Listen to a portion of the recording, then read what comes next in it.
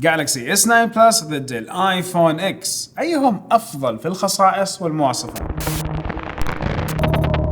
السلام عليكم ورحمة الله وبركاته، أخوكم فيصل السيف، وعندنا الجالكسي S9 بلس الجديد وأيضا الايفون اكس. طبعا خلال المقارنة في هذا الفيديو مأخذ بعين الاعتبار النسختين حقت الجالكسي S9 والS9 بلس، ولكن الS9 بلس بالنسبة لي هي المتوفرة فالأقرب لهذه المقارنة. شيء مهم نذكر بعضنا فيه قبل ما نبدأ في النقاط، أنه هذه المقارنة قائمة على مبادئ وقوانين وأرقام وأشياء تقنية.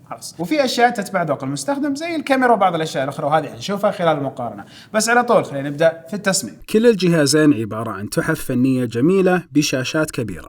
الايفون يميزه فخامه مواد التصنيع من الزجاج والستينلس ستيل، وشاشته الكبيره ذات القذله هذه زياده اللي فوق. ممكن ابرز عيب تصميمي هو بروز الكاميرا المبالغ فيه. الS9 العادي والبلس يقدمون جهاز أنيق زجاجي بحواف ألمنيوم وشاشة كبيرة، وتم تعديل أهم عيب تصميمي العام الماضي وهو زر البصمة، وصار مكانه أسفل الكاميرا وصار أفضل من ناحية الوصول. كل الجهازين يدعموا مقاومة الماء والغبار بمعيار IP67 للآيفون X و IP68 للجالكسي S9 و9 بلس.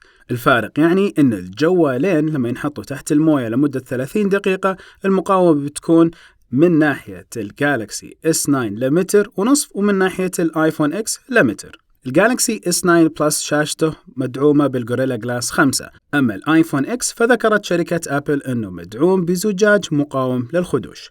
لما نجي للقرار، كل الجهازين جميلين ومصنوعين بعناية فائقة ووصلوا لنضوج جدا عالي، ولكن الكفة تقنيا ترجح للجالكسي S9 بدون بروز للكاميرا، بل إطار حماية لنفس الكاميرا عشان لو طاح منك، وأيضا معيار مقاومة أعلى. ونحترم في الآيفون أنهم استخدموا برواز الستينلس ستيل، وأيضا بروز الكاميرا هو العيب الأساسي اللي نراه هنا اللي يسهل كسر الكاميرا لو طاح الجوال. الآيفون X والS9 يشتركوا في حجم الشاشة وهو 5.8 إنش، أما الS9 بلس شاشته 6.2 إنش.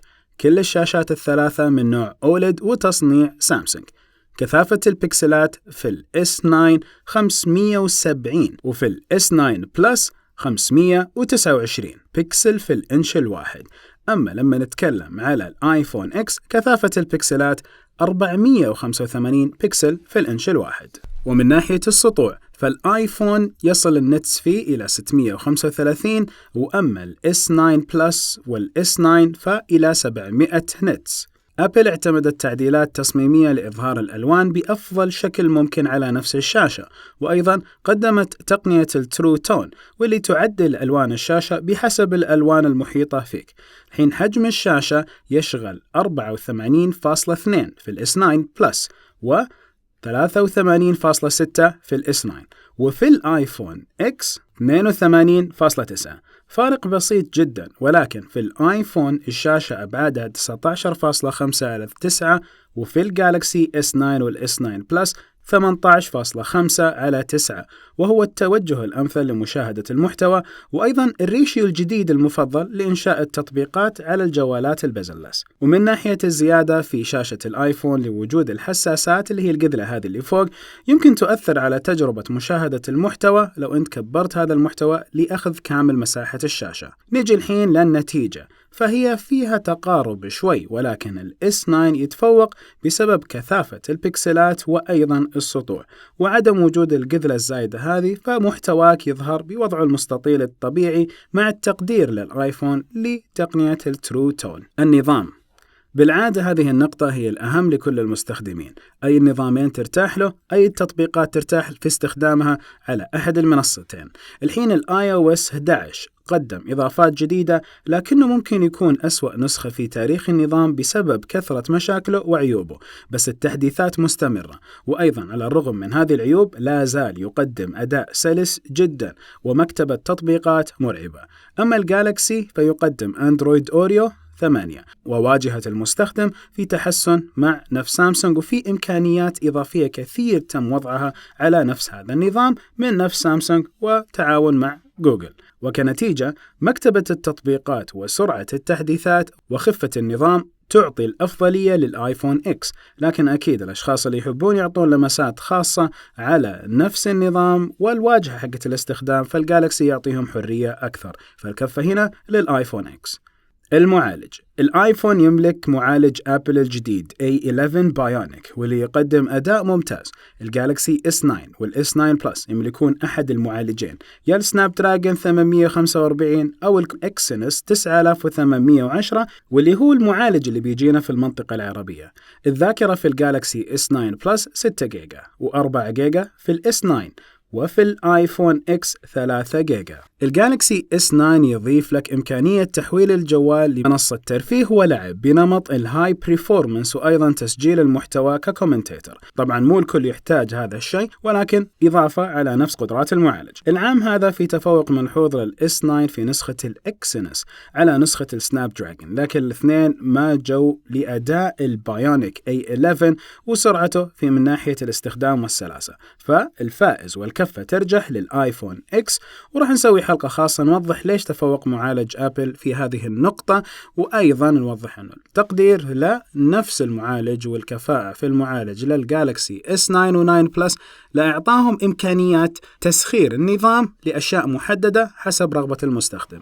الكاميرا: الآيفون إكس يقدم عدستين خلفية كلهم 12 ميجا بكسل، الأولى وسيعة 1.8 والثانية تيليفوتو 2.4، وأدائهم ممتاز جدا في التصوير الثابت والبورتريه والتصوير البطيء وال4K. الجالكسي S9 يقدم عدستين خلفية كلهم 12 ميجا بكسل، الأولى وسيعة 1.5 وأيضا هي نفسها 2.4 إنش، والكاميرا الثانية تيليفوتو 2.4، وأدائهم ممتاز جدا في التصوير الثابت والبورتريه والتصوير البطيء وال4K، وفي الأماكن اللي النور فيها مو عالي فهنا أيضا في ميزة. أفضلية التصوير واضحة لسامسونج هنا بإضافتهم لحركة ثورية وهي التحكم بفتحة العدسة، وهذا الشيء يمكنك من أخذ صور أفضل في الإضاءات الأقل. كمان الS9 بالمعالج الجديد صار يسمح لك بتصوير بطيء يصل إلى 960 إطار في الثانية، الآيفون يصل إلى فقط 240 إطار في الثانية. الحين الكاميرا الأمامية في الجالكسي S9 بدقة 8 ميجا بكسل، وفي الآيفون بدقة 7 ميجا بكسل. كلهم يقدرون ياخذون لك صور مع عزل الخلفية، ولكن أيضا يعتمد على الجهاز ومدى ذكاء تحليل مين الأشخاص اللي واقفين. فلو أنت جربت تاخذ صورة وفي أكثر من شخص جنبك ولكن أبعد شوي كذا من نفس مستواك للكاميرا، هتلاحظ التخبيش اللي يرجح كفته للS9. أيضا لو تكلمنا عن الأوبتيكال إيمج ستابلايزيشن والتثبيت، فلو مسكنا الجوالين على قاعدة واحدة يعطيهم نفس النمط من الاهتزاز، هنلاحظ الثبات هنا موجود. الثبات أفضل في الجالكسي S9 بلس المستخدم في هذه المقارنة، وتلاحظ أنه الثبات أفضل كون أن المعالجة أقوى فيه فيبين لك ثبات الصورة بشكل أفضل. خلينا نجرب أول شيء الصوت من نفس الجالكسي S9 بلس. هذا الصوت اللي موجود عندكم في المايكات. أنا دحين تقريبا قاعد أتكلم نفس المسافة بين الجوالين. ننتقل على الايفون اكس، وهذا الصوت اللي قاعدين تشوفوه او تسمعوه بلا صح من الايفون اكس. كل الجوالين نفس المسافة. ليش قاعد اسوي كذا؟ تجربة شو مو برد بس.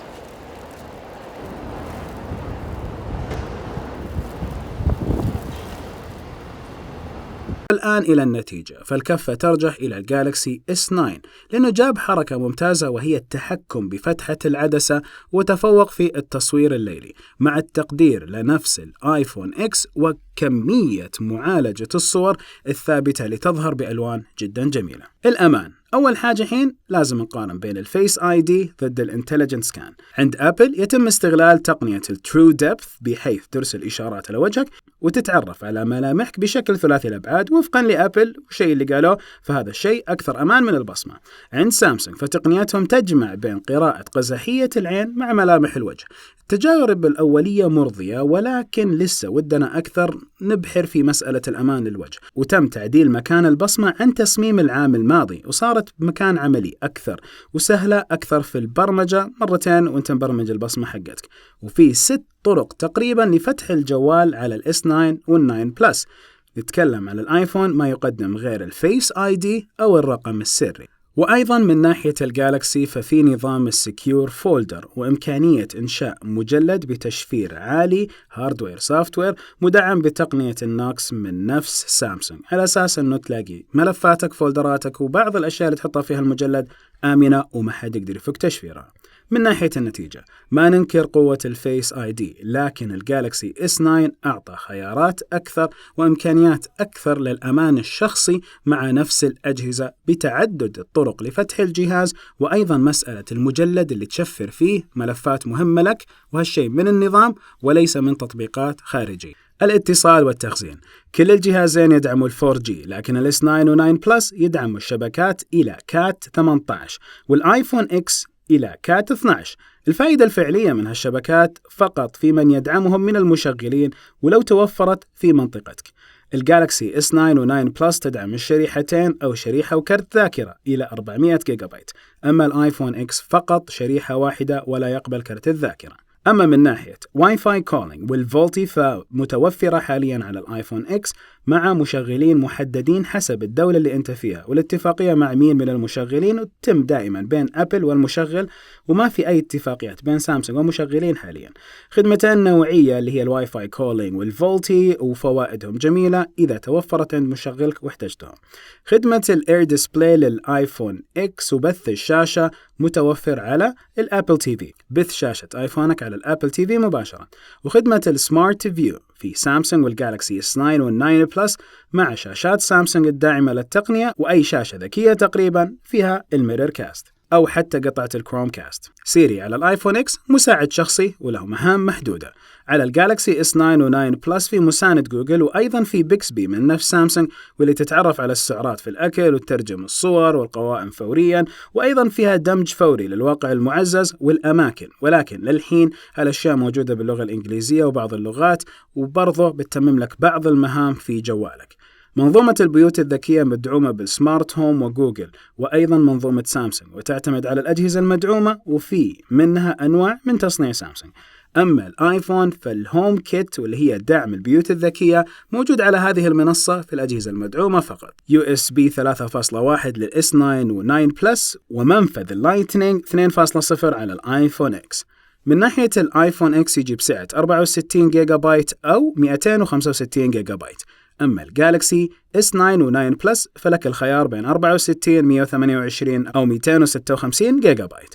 الS9 و9 بلس يدعموا فتح نسختين من الواتساب أو السناب شات أو تطبيقات مختارة بدون الاعتماد على تطبيقات طرف ثالث، أما الآيفون X لا تتوفر هذه الميزة.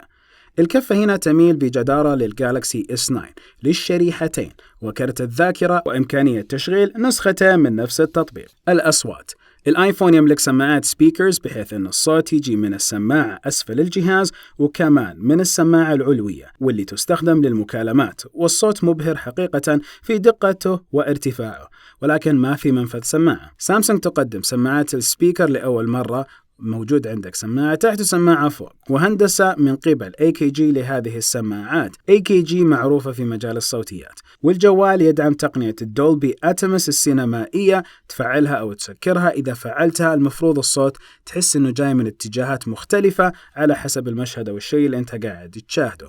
وهنا نقطة مهمة إنه في منفذ سماعة. شركة الاتصالات في المملكة العربية السعودية أيضا وضحت أن عام 2020 مدى محدود، ولكن أكثر الشركات اتفقت على أن عام 2020 هي السنة الفعلية لتطبيق ال 5G على أكيد الحين جاب بالكم طيب خلي ال 4G يضبط صحيح فيخلي لنا شبكاتنا أقوى وتركيب أسرع. طيب شبكات 5G وإجراء جديد تطبق هيئة الاتصالات وتبادل معلومات. فالكفة هنا في أداء السبيكرز متقاربة، لكن منفذ السماعة وموضوع الأتمس يفرق مع الجالكسي S9، فالكفة نوعا ما تميل له. البطارية، بطارية الآيفون 2716 ملي أمبير، أداءها واضح جدا أنها أفضل من بطارية الآيفون 8 وقريبة جدا لنسخة البلس. الآيفون يدعم الشحن اللاسلكي والشحن السريع، لكن تحتاج تكلفة إضافية للإكسسوارات الخاصة في هذه الأنواع، بالذات الشحن السريع، ويشحن 50% في نصف ساعة تقريبا في حال اشتريت الشاحن السريع المدعوم. بطاريات الS9 العادي والبلس ما تغيرت عن العام الماضي، فهي يا 3000 يا 3500 ملي أمبير. المفروض أنه أدائها صار أفضل مع المعالج الجديد، ويجي معك الشاحن السريع في نفس الكرتون، وبدون الحاجة للشراء، ويدعم شحن سريع أيضا بنسبة عالية في خلال النص ساعة. كل الأجهزة تدعم الشحن اللاسلكي، فعندك الآيفون يدعم نمط الشي في الشواحن، والجالكسي S9 و9 بلس شحن لاسلكي سريع يدعم نمط الشي وأيضا PMA.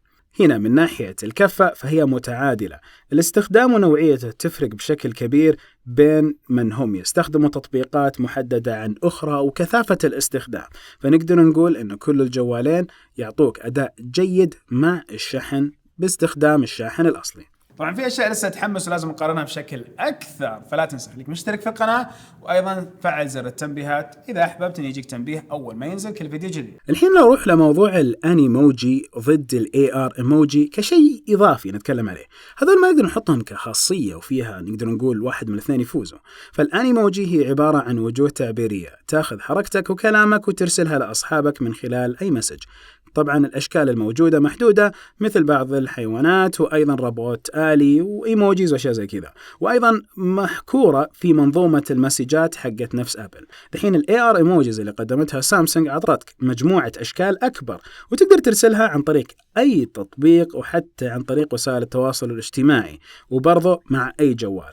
الانيموجيز امورها تمام، لكن الاي ار ايموجيز مع تجارب بعض الناس لا زال تحتاج الى شويه وقت، فهنا نقدر نقول الموضوع فيه تكافؤ، وهذا الشيء بعض المستخدمين يحتاجوه وبعضهم ما يحتاجوه، فهي قيمه مضافه.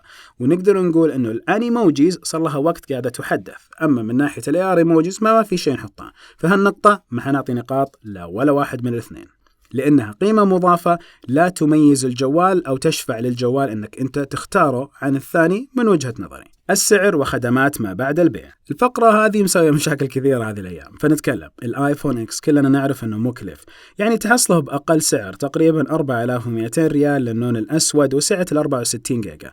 أما لو تكلمنا على نسخة 256 جيجا فسعرها 4799 ريال تقريبا، وللحين ما فتحت أبل ستور رسمي متجر رسمي في المملكة العربية السعودية. ونتكلم على الصيانة، عندك وكلاء محددين اللي عندهم الصيانة، وإذا انكسرت الشاشة فسعر الاستبدال تقريبا 2400 ريال. في المقابل أعلى فئة في الجالكسي هي S9 بلس بسعة تصل إلى 256 جيجا، وهذه سعرها 3799 ريال، وهذه نقدر نقول فرق 1000 ريال الحين في السعر، مع أنه هذا يأخذ كارت ذاكرة وهذاك ما يأخذ. وما ننسى الخدمات الرسمية المقدمة من سامسونج ما بعد البيع من ضمان وإكسسوارات وعروض، وكلها حتى مسوين باقات هنا في السعودية، مثل ضمان الاستبدال حق الشاشة اللي بيجيك إنه ب200 ريال تقريبا استبدال الشاشة في أول 6 شهور إذا انكسرت. طبعا والهدف من ناحيتي، وأذكر دائما حافظ على استثمارك، فكل المبالغ اللي ذكرناها عالية، فإذا اشتريت هذه الجوالات حط لك كفر، حط لك شاشة وحماية للشاشة عشان تحافظ على هذا الاستثمار بإذن الله. الحين نروح لنقطة ثانية، منظومة متوفرة كقيمة مضافة إذا احتجتها مع S9، مثل كاميرا 360 ونظارة VR أو قاعدة الدكس اللي تحول لك S9 9 بلس إلى جهاز مكتبي يساعدك في إنجاز أعمالك، أو اللعب إذا حبيت هذا الخيار واحتجته. هنا الكفة ترجح للجالكسي S9 مع المزايا المضافة والسعر الأهون على الجيب، مع التقدير للآيفون بالحفاظ على قيمة أعلى كجهاز مستعمل إذا نويت تبيعه مثلا بعد 6 أو 7 أشهر من الشراء. كل الشركتين وصلوا إلى مرحلة نضوج جدا كبيرة في إنتاج الهاردوير نفسه والسوفتوير أيضا لما نتكلم على هذه الأجهزة، ولكن لما نتكلم على المستخدمين، وأهم حاجة تهم المستخدمين المنظومة الكاملة، الخدمات، أنا كم حدفع، كم حيجيني خصائص، ومقدار الخصائص اللي يمكن أستفيد منها، المقارنة كفتها رجحت عند الجالكسي 9 بلس. الجالكسي 9 بلس أعطانا خصائص ومميزات أكثر تقنيا من نفس الآيفون إكس. البراند نفسه وقيمة البراند لم يحسب بعين الاعتبار في هذا الفيديو، كانت التقنيات هي أساسيات المقارنة. فلو تكلمنا على أبل وقيمة براند أبل، أكيد أنت في السعر حق نفس الجهاز حق الآيفون بتدفع جزء من القيمة مقابل أنك تشتري جوال أبل، ولكن لما تشتري جوال سامسونج في قيمة مضافة أيضا بتجيك من خدمات، وكل واحدة من الشركات اتخذت اتجاه محدد في التوجه للمستخدمين، ومقدار المبلغ اللي يحطوه مقابل قيمة البراند رفعوها أو خفضوها شوي على المستخدم. 8 نقاط للجالكسي اس 9 بلس و3 نقاط للايفون اكس من شركة ابل.